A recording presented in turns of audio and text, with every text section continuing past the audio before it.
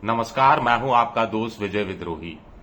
क्या जैनजी ने प्रधानमंत्री नरेंद्र मोदी, उनके चाणक्य अमित शाह, बीजेपी के राष्ट्रीय अध्यक्ष नितिन नवीन को ताजा बिल्कुल तरोताजा एक गहरा झटका दिया है और सदमे की स्थिति में पहुंचा दिया है?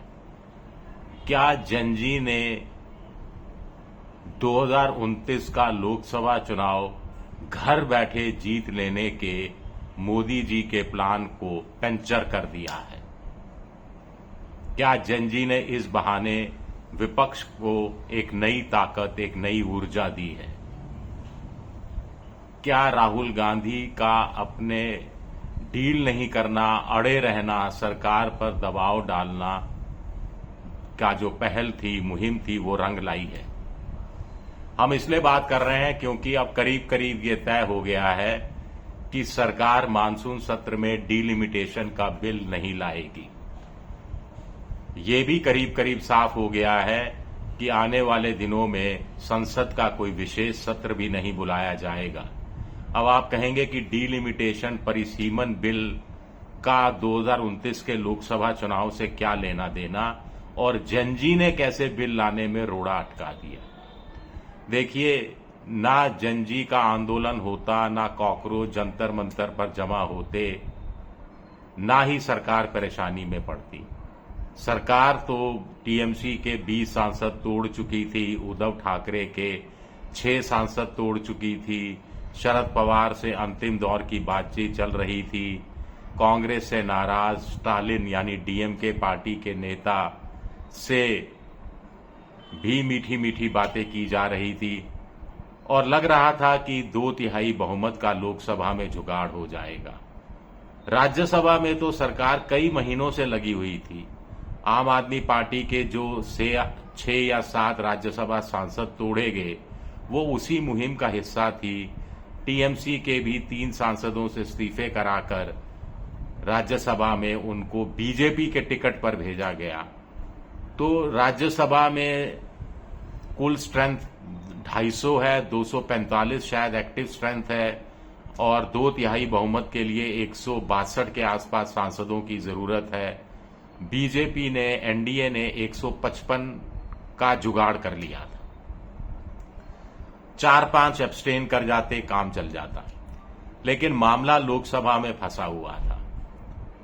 लोकसभा में 540 इफेक्टिव स्ट्रेंथ है, तो 360 चाहिए 2/3 बहुमत के लिए, और सरकार का ये जुगाड़ हो नहीं रहा था।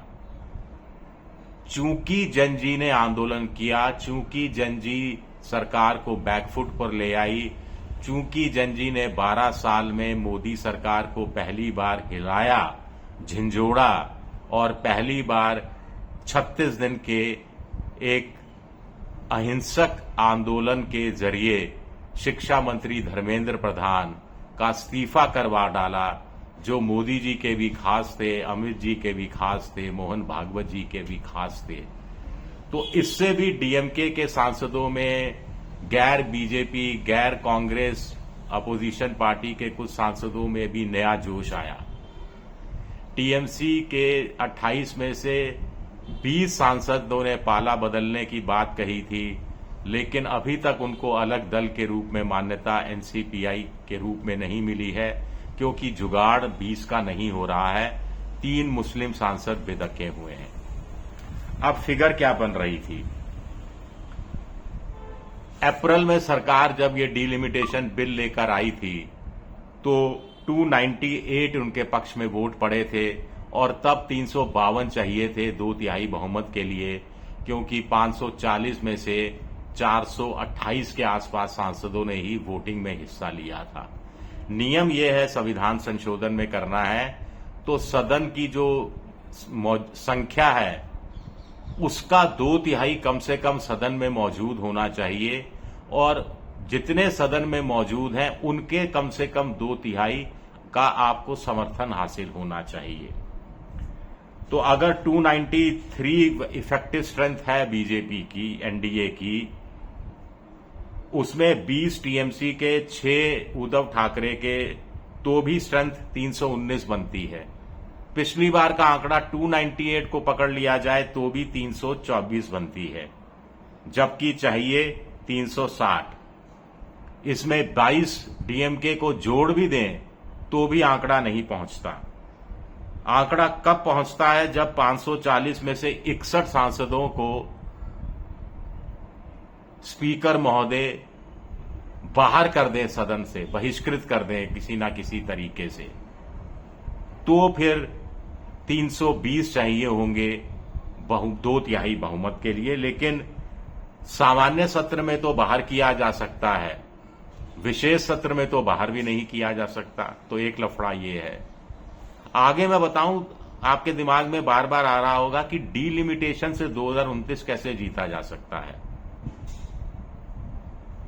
डीलिमिटेशन से 2029 ऐसे जीता जा सकता है। सरकार की प्लानिंग ये थी कि लोकसभा के सांसदों की संख्या 543 से बढ़कर 816 या 800, उससे भी थोड़ी ज्यादा कर दी जाएगी।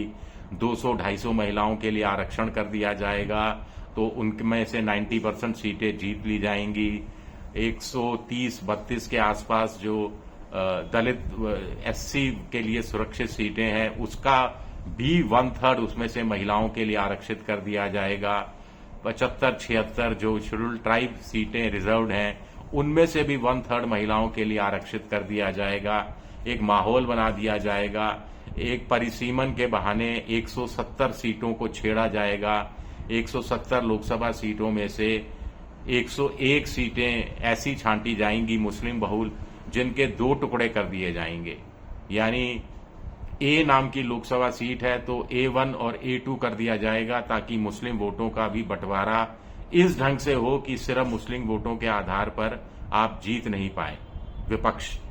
ऐसे ही 70 सीटें ऐसी तलाशी गई थी, 69 सीटें जिनके 3 टुकड़े कर देने की बात चल रही थी। तो बीजेपी का गेम प्लान ये था कि 2029 में सूरत बदल दो, सीरत बदल दो, महिला वोट ऐसे हासिल कर लो और विपक्ष के लिए सीटें जीतना मुश्किल कर दो। असम में डीलिमिटेशन हुआ, वहां पर 28 मुस्लिम बहुल सीटें थी जिनको घटाकर करीब 14 आधा कर दिया गया था। जम्मू कश्मीर में डीलिमिटेशन हुआ तो जम्मू में सीटें बढ़ाई गई, एससी और एसटी की सीटें बढ़ाई गई, और कश्मीर घाटी में उतनी सीटें अनुपात के हिसाब से नहीं बढ़ाई गई ताकि बीजेपी को फायदा जम्मू में हो सके, और इसका फायदा उनको मिलता हुआ दिखाई भी दिया था। अब इसमें एक चक्कर और है। डीएमके ने कहा कि पहले आप बिल लेकर आइए, बिल देखेंगे, फिर हम समर्थन करेंगे या नहीं करेंगे तय करेंगे। अब उस बिल के अंदर सरकार, इकोनॉमिक टाइम्स के अनुसार कुछ इस तरह की बातें थी कि प्रैक्टिकलिटी 50% सीटें हर राज्य में बढ़ेंगी, ये सरकार अपने मुंह से कह रही है। लेकिन बिल में सीधा सीधा वो लिखने के लिए तैयार नहीं थी। ऐसा सूत्र बता रहे हैं कि फिजिबिलिटी और व्यवहारिकता और फिजिबिलिटी के का पालन किया जाएगा, उसके हिसाब से 50% सीटें बढ़ाने की कोशिश की जाएगी। ये एक पेच था जो शायद पकड़ में आ गया। खैर, अब थोड़ी सी विपक्ष चाहे तो राहत की सांस ले सकता है। शुक्रिया मेरा वीडियो देखने के लिए। पसंद आए तो लाइक कीजिए, सब्सक्राइब कीजिए, शेयर कीजिए। आप मेंबरशिप ड्राइव में भी जा सकते हैं।